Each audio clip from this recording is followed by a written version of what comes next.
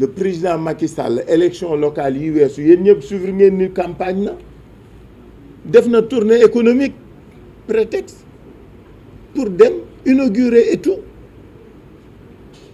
pourquoi mu waajoon dem Kolda ba muy waaj dem Kolda xanaa texte bi amu fi woon wala daf ko xamul woon wala ñi koy conseiller dañ ko xamul.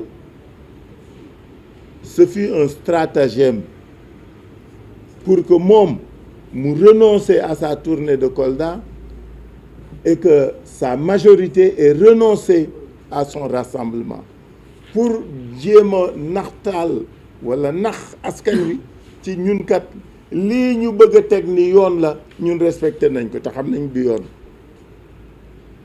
dama dellu si ci loolu pour ngeen xam tout ce qu'on a vécu le 17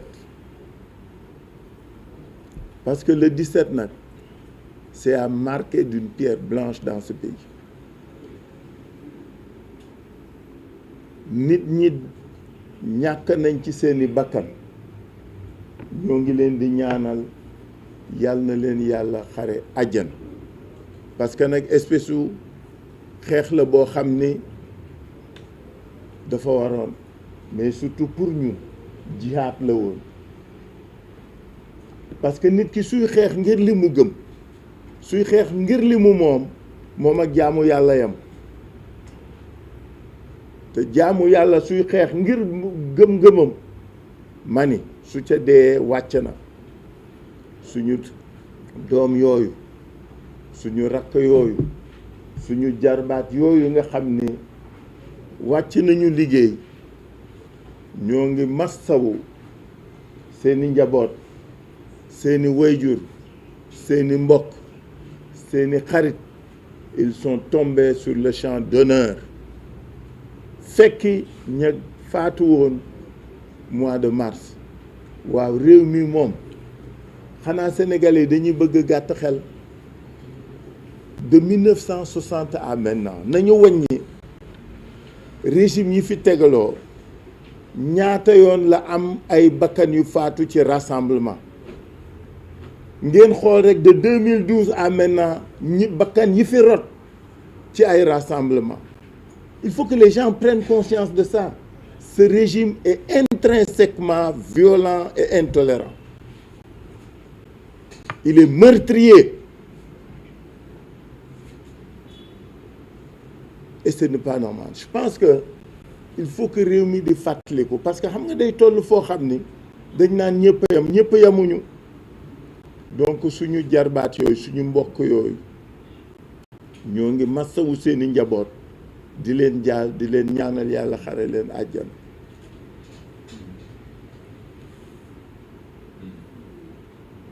ñu teg ci plus de 200 otages 200 otages ay nit ñoo xam ni ils n'ont eu qu'un seul tort vouloir exercer leur droit de citoyen lii neexuma ma génn pour wax ko ñu yenu leen pour des prétextes fallacieux priver leen de leur liberté. Ce pouvoir est véritablement liberticide. Déthié maam nu mu tudd maam Diarra Ahmed Aïdara ak bépp xale bu ca topp da ngeen nekk ci xare. Vous êtes des modèles et des exemples dans le combat que nous menons pour défendre nos droits parce que affaire bi foofu la ñu toll suñuy àq ak suñuy yelleef la ñuy xeex. Le 8 bi ñu bàyyee ñu organiser gis ngeen na mu rafete na mu jekke coow jubul mais ñii mënuñu nangu dans ce pays que kenn def lu réussir defe nañ ni saa yu nit ñi réussir dara rek defet la pour ñoom ñoo xat xol ñoo tuuti xel te ñoo gaaw fàtte ñooñu jàpp dañuy wax ne nañ leen bàyyi soo xoolee prétexte yi ñuy avancé gum de li ñu allégué d'abord li ci gën a ñaaw c'est des députés en session pour ñaar ñi ci des ay maire lañu dans leur propre ville. Ahmed Aïdara nee na alkaati beeg ñëpp dafa tàmm jóge këram di dox ba bureau keroog da doon loolu lu mu daan tàmm def loolu la doon def ñu yéen a ko tëj. Déthié Fall ak ñu na taxawoon fii di wax demul sax ca lieu rassemblement ba gendarme yi ñëw muy wax ak ñoom ñun nax ko piégé ko kaay ñu waxtaan mu dem di leen déglu ñu yenn yóbbu.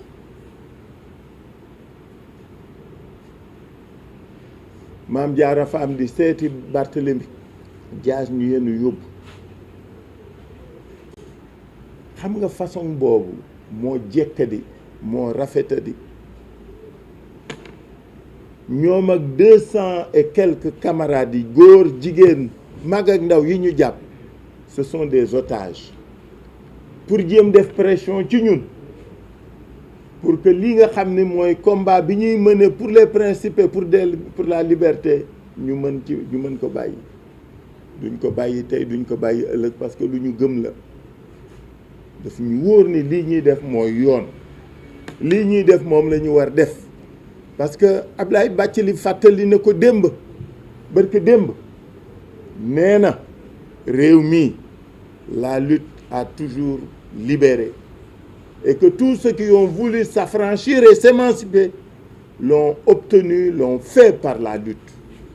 mënuñu dëkk ci dëkk boo xam ne on va émasculer la liberté duñ ko nangu tey duñ ko nangu ëllëg. On va se battre, on continuera à se battre. Donc pour nos otages lu mu ñu jaral rek danañ ko ci def. ñeenteel bi mooy que le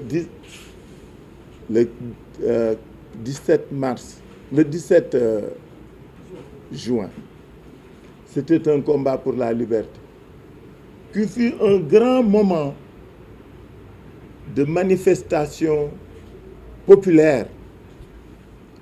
Parce qu'il faut que nit ñi ràññee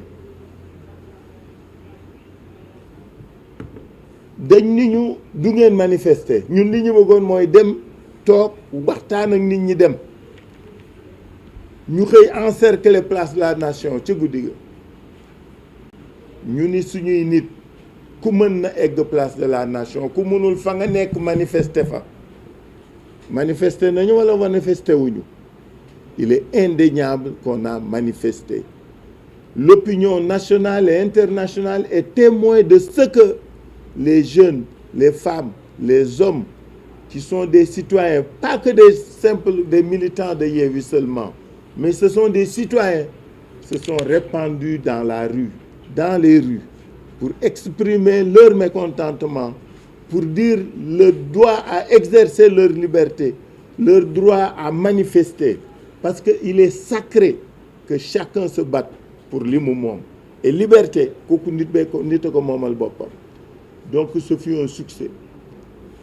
Que je lise, qu'on dise forcer et rester à la loi. Dañuy ree quoi. Parce que la loi, c'était de nous laisser manifester. C'était ça la loi.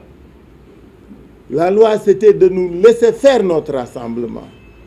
Quand on nous interdit de le faire, on viole la loi. Et c'est nous qui exercions ces libertés-là qui étions en train de respecter la loi. Parce que réew mi weesu nañu fu ñuy war di tere ay rassemblement. Gars yi xanaa dañu bëgg nag amnésique fàtte 2011 a ngi fi dara xew dara yàggu fi li fi xew 2011 ñëpp ngi koy fàttali ci réseau yi. dañ ko dul nangu. Et je crois que à travers le monde, toutes les manifestations de soutien, tous les reportages de la presse nationale et internationale attestent de ce que ce rassemblement fut un succès. Parce que li ñu amaloon solo mooy ñu manifester nit ñi xam ne kenn du nangu fii nooteel et il sera toujours ainsi, il en sera toujours ainsi na ko nit ñi xam. ñuy wax ne ñi fi jóge ak seeni njaboot ñoo ngi ànd ak ñoom ci métit beeg naqar bi incha allah daañ dem Ziguinchor seeti njabootu ñi yàlla jël seen bakkan ci Ziguinchor ak ci Bignona massawu leen mais surtout jaajëfal leen. Ces morts sont des héros. Ils sont morts parce qu'ils exerçaient leur devoir de citoyen. daañu dem màggal leen daañu dem ñaanal leen parce que loolu moo ñu war. ñii ñu jàppit ñu ngi seen wet kenn du bàyyi kenn. xam nga ñoom nee nañu ñun dañuy manifester nëbb suñuy doom mais comme que ñemewuñu génn ci mbedd mi xamuñu ndax suñuy doom a ngi ci bitim déet. C'est ça le vrai problème. Nos enfants étaient dans la rue avec nous. waxoon naa ko dama koy waxaat. Nos enfants étaient avec nous dans la rue parce que affaire bi dootul affaire u njaboot ak famille. C'est un problème du devenir des jeunes et des enfants de ce pays. seen ëllëg moom la ñu interroger. seen ëllëg moo leen jaral xeex. moo tax amul doom amul mbokk amul xarit amul jarbaat amul camarade ñëppay génn bokk def moo tax ñi dem ñi jàpp ñi gaañu ñu nag ñoom ñoo bokk soor incha allah on est en train de nous organiser pour que ku nekk xam ne gëllawaar nga ci xeex bi garmi nga ci li ñu bokk daañu taxawu ñëpp daañu jàppale ñëpp daañu ànd ñëpp parce que nag Yewwi Askan Wi réew mee tax du suñu bopp. parce que li ma bañ mooy nit ñi jàpp ni ay poste député ñuy tax ñuy xeex pas du tout man duma candidat ñi ci des ñi ci bokk ñëpp dañuy candidat xeex bi defuñu ko pour suñuy bopp nos petites personnes importent peu dans ce que nous faisons comme nous. dañuy xeex pour ay droits dañuy xeex pour des acquis démocratiques dañuy xeex pour la consolidation de la démocratie dans ce pays parce que suñu ko xeexul suñu moytuwul tournant bii ñu jëm miig lañ ñu bëgg a imposer te duñ ko nangu te duñ ko def duñu noppi duñu toog duñu tëdd dañuy xeex loolu moo ñu war c'est notre devoir aujourd'hui du problème mu député ñi ñu fiy tudd ñëpp ku nekkoon nga député wala nekk nga député donc du am du guléet mais c'est un problème de principe c'est un problème de droit may wax askan wi rek ni Yewwi Askan Wi nous ne sommes pas des prétentieux dañu xam suñu bopp xam li tax ñuy jóg ak dox ak a wax dañu gëm nag suñu bopp gëm suñu réew gëm suñuy droit looloo ñu tax jóg aucune prétention chez nous mais xam nañ suñu bopp xam nañ fi ñu jëm xam nañu li ñuy yéene askan wi tax ñu jóg ni ñoom la ñuy dox xeexal donc na nit ñi xam ni xeex bi day door te day continuer maa ngi leen gërëm leen sax. jërëjëf président Khalifa. Avec tout ce que j'ai dit là. Bon, alors, je fais une petite synthèse ou un résumé pour dire que Habib Sy a bien ouvert nos débats. C'est un moment important de la vie démocratique de notre pays que ces moments-ci. Notre capacité à préserver, à défendre nos droits est interpellée. Et Yewwi Askan Wi ne s'est jamais dérobé. Le 8 juin était un moment de communion et de fête avec les citoyens. C'était un moment pour magnifier la liberté, la démocratie. Nous avions invité les Sénégalaises et les Sénégalais à communier avec nous pour que le Sénégal continue à être un modèle de vie et de pratique démocratique. Le 17 a voulu en sonner le glas, ce qui pour nous était inacceptable. Les raisons évoquées sont pour nous inacceptables. C'est pourquoi notre rencontre avec l'opinion publique nationale et internationale d'aujourd'hui est un moment important pour rendre hommage à ces jeunes qui sont tombés sur le champ d'honneur à Dakar, à Ziguinchor et à Bignona. Nous leur rendons hommage, nous prions pour eux. C'est un moment pour exiger, pour d'abord magnifier leur lutte et exiger leur libération à tous ces otages qui sont détenus dans les geôles de Benno Bokk Yakaar et de son gouvernement. Certes, on en a d'illustres parmi ces otages. Déthié Fall, Mame Diarra Fam, Ahmed Aïdara et tous les autres jeunes et femmes qui sont tout aussi illustres que Déthié Fall et Ahmed Aïdara et Mame Diarra Fam. À cela, nous en rendons hommage. C'est des combattants de la liberté. Nous avons essayé de leur rendre visite. On nous en a empêchés. Et c'est l'occasion pour nous aujourd'hui et ici de leur rendre un hommage appuyé et de leur dire que nous serons toujours à leur côté. Toujours avec eux. Parce que nous sommes fiers de ce qu'ils ont fait.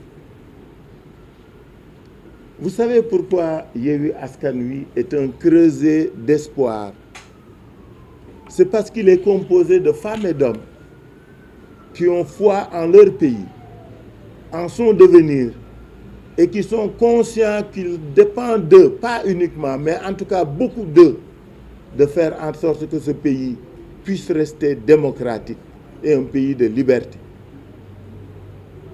Démocratique au plan économique, social, démocratique au plan politique ensuite. Parce que nous pensons qu'il faudra que ce pays soit démocratique au plan économique et social avant d'être politique.